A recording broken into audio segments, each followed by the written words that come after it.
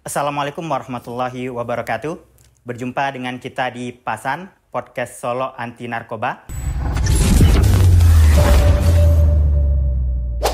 Kali ini di episode pertama kita menghadirkan tamu yang sangat spesial, yaitu Ketua DPRD Kabupaten Solo, Bapak Ifoni Munir, SFAM APT. Apa kabar, Pak? Alhamdulillah. Alhamdulillah. Beliau ini dikenal dengan Mak Poni, betul ya Pak ya? Call sign-nya Mak Poni ya. Call sign-nya Mak Poni. Untuk itu di podcast ini kita agar lebih mengalir, kita manggil Mak Poni. Mohon izin Pak.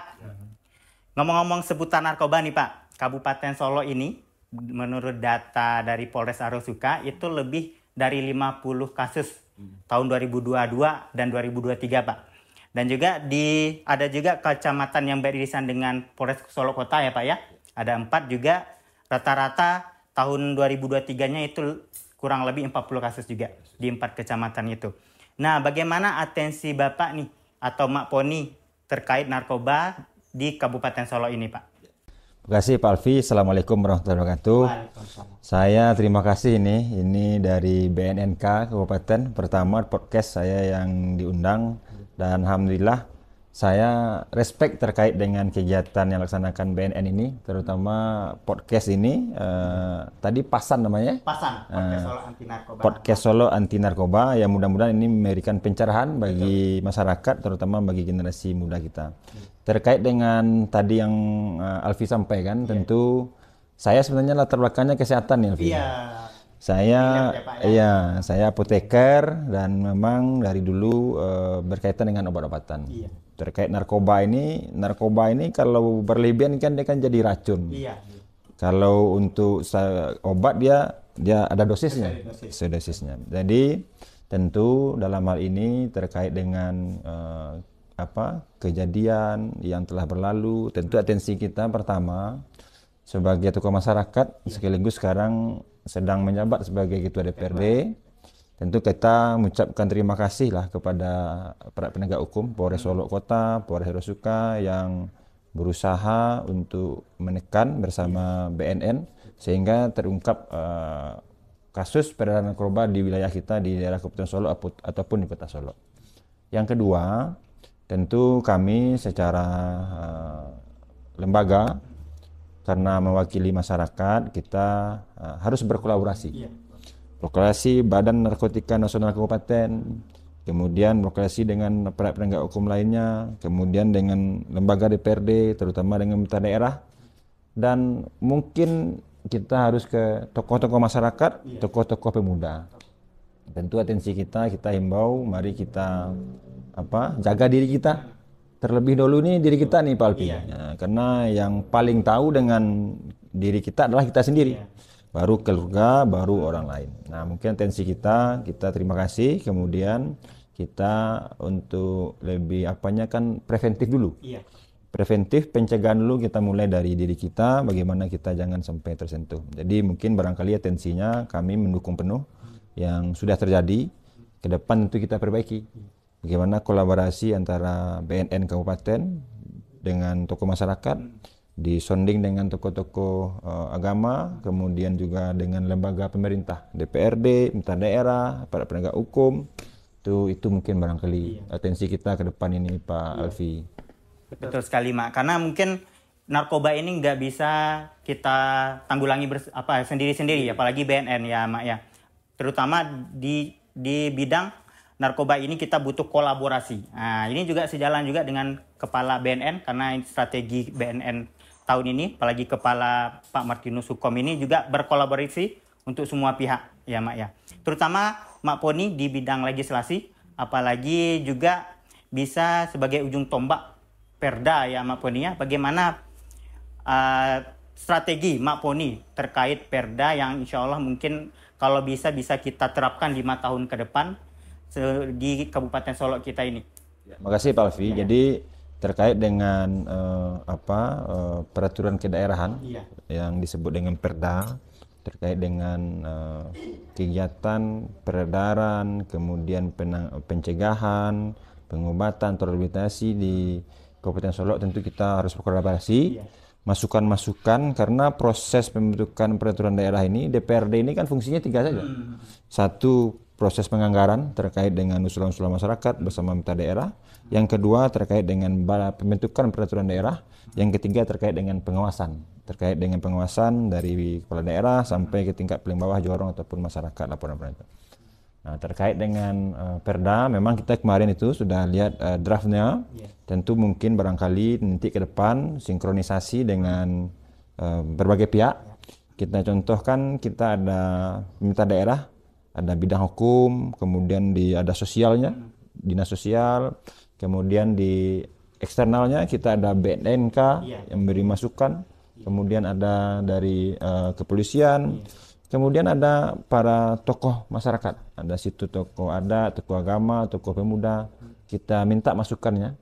Mudah-mudahan itu masukan itu nanti menjadi acuan dalam hal draft peraturan daerah terkait dengan apalah bunyinya, narkoba draft pencegahan P4GN, ya betul P4GN. Nah itu kan perlu harmonisasi juga ke tingkat provinsi, baru turun nanti. Kami support itu, mudah-mudahan karena DPRD ini adalah lembaga perwakilan masyarakat, ada berbagai macam latar belakang.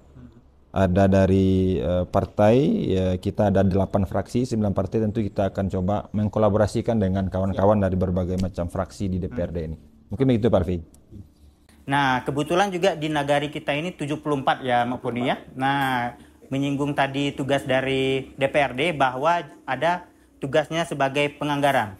Ini juga didukung oleh Permendes nomor 7 tahun 2023 Mak Poni. Yang mana nagari-nagari ini juga diprioritaskan untuk program pemberdayaan masyarakat, terutama promosi kesehatan, gerakan masyarakat, dan di pasal 7-nya itu juga dipersilahkan nagari-nagari untuk P4GN Mak Poni. Tetapi di kita yang selama BNN ada di Kabupaten Solo ini, tidak semua nagari yang aware atau juga mengangkat program-program P4GN di nagarinya. Bagaimana menurut Pak Poni agar nagari ini juga berdaya untuk P4GN-nya? Ya, jadi memang Pak Alfi, kabupaten kita ini luas ya. Hampir 3.500 km persegi luasnya. Luas nih 400 ribuan ya. 400 ribuan menurut kita. Kita punya 14 kecamatan, 74 nagari, hampir 414 jorong lah di Kabupaten Solo. Dengan jumlah yang cukup besar itu, tentu BNN juga bisa memetakan secara kewilayahan mana daerah-daerah yang memang sisi peredaran, sisi pemakaian untuk di narkoba ini. Kemudian terkait dengan kerjasama atau atensi dari pemerintah nagari, pelajorong, wali nagari, tentu nanti kami akan berusaha juga bersama pemerintah daerah agar untuk para wali nagari berserta perangkatnya memberikan atensi setidak-tidaknya setiap kegiatan beliau menyampaikan terkait dengan preventif ini, pencegahan, kemudian bahaya narkoba. Jadi misalnya analisanya, jadi setiap ada kegiatan di nagari diselipkan itu dulu sebagai bahan informasi, sehingga setiap pertemuan orang itu paham bahwa bahaya narkoba ini tinggi terhadap diri, keluarga dan orang lain. Iya, nah kebetulan juga kita di BNN ada fenomena atau juga peristiwa yang banyak pemuda atau pemudi itu juga sering nakal Mak Poni. Bahkan ngelem mungkin ya, atau bahkan juga oplosan obat batuk Mak Poni. Sehingga dia mencari efek relaksasi atau fly-nya. Kebetulan Mak Poni juga tenaga kesehatan ya, atau basic kesehatan. Nasihatnya Mak Poni terkait apa ini, fenomena ini? Ya, makasih Pak Alfi. Ini memang dari dulu, tapi kalau untuk di Kabupaten Solo memang masih ada, tapi kecil. Kita turun beberapa tempat, memang ada pergeseran ketika bahan-bahan adiktif ataupun narkoba ini enggak dia dapat, dia geser sedikit ke lem. Contohnya saja kita temukan itu ada lem akaibon. Lem akaibon itu dia pakai dihirup. Nah, kita coba mengimbau lah, karena narkoba ini kan efeknya besar terhadap diri. Pertama, perubahan sistem saraf pusat nih, halusinasi, kita semuanya bisa menghayal karena memakai ini. Karena memang sekolah saya itu Pak. Jadi ya farmasi. Jadi setidaknya saya sangat paham dengan pengaruh zat adiktif itu. mau amfetamin, mau ganja, tetrahidrokannabinol, sampai ke lem. Lem ini mengubah pemikiran sehingga menyebabkan halusinasi. Pertama coba, kedua akhirnya adiksi, kecanduan. Kalau sudah kecanduan, tentu merugikan diri, merugikan keluarga dan orang lain. Kadang-kadang saya punya contoh kasus dari sebuah nagari. Ada anak-anak SMP, anak SMA yang awalnya biasa saja, coba ngelem 1 orang, ngajak 2 orang. Kemudian nggak ada uang, dia malah ngupak warung. Malah ngupak warung untuk beli lem. Jadi artinya kita coba preventifnya kepada orang tua dan kemudian preventifnya kepada tokoh masyarakat. Nah, bagaimana kisi-kisi kita mengurangi dari pemakaian narkoba ini? Tentu kita menghimbau, tentu diri kita harus jaga dulu. Yang terdekat itu adalah diri dan keluarga. Pergaulan kita dengan siapa itu berpengaruh terhadap diri kita dalam hal narkoba ini, apalagi lem. Pernah juga ada yang ngasih obat sakit kepala campur dengan ini, kemudian oplosan campur. Nah, itu kan berbahaya. Jadi kita himbau hindari itu karena itu merugikan diri. Yang kedua, nanti efeknya selain dari memberikan halusinasi, menghayal terus, malas kerja, tentu berefek kepada kriminal. Mencuri, kemudian nanti stabilitas hati dan pemikirannya nggak stabil ini. Karena dia candu, kalau udah candu nih, kalau nggak dapat dia cari jalan untuk mendapatkan itu. Jadi itu himbauan kita, mudah-mudahan pemuda kita, orang tua kita, masyarakat kita di Kabupaten Solok menghindari itu. Kita pantau anak-anak kita, pergaulannya, kemudian kita batasi, bukan membatasi secara berteman, tapi kalau salah kita coba cek, tanya perubahan-perubahan di fisik, perilakunya, matanya bagaimana. Kalau kita kan gesturnya kan bisa lihat nih. Nah, itu barangkali terkait dengan nasihat. Kemudian hindari hal-hal yang bersifat negatif terkait dengan pergaulan bebas. Kemudian terkait dengan yang lain-lain lah. Pokoknya kita berusaha dengan keluarga, diri kita, orang lain menghindari dari pemakaian narkoba menyalahgunakan itu. Mungkin itu Pak Alfi. Iya, oke Mak Poni. Jadi gitu ya.